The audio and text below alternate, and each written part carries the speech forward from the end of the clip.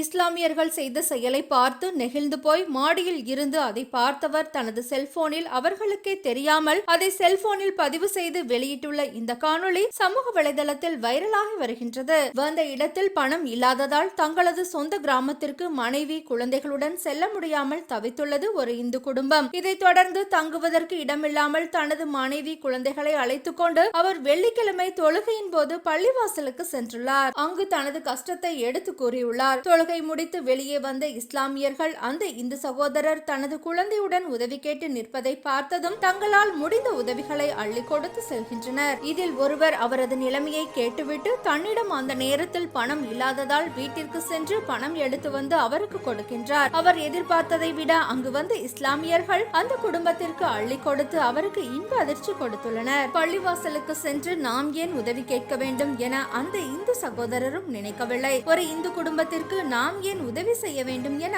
அந்த இஸ்லாமியர்களும் நினைக்கவில்லை. ஒருவருக்கொருவர் உதவி ஒற்றுமையாக வாழும் இந்த இந்தியாவை தான் அனைவரும் விரும்புகின்றார்கள் என பலரும் இந்த காணொளியை பகிர்ந்து வருகின்றனர். மாடியில் இருந்து ஒருவர் வீடியோ எடுப்பது அந்த இஸ்லாமியர்களுக்கு தெரியாது என்பது குறிப்பிடத்தக்கது.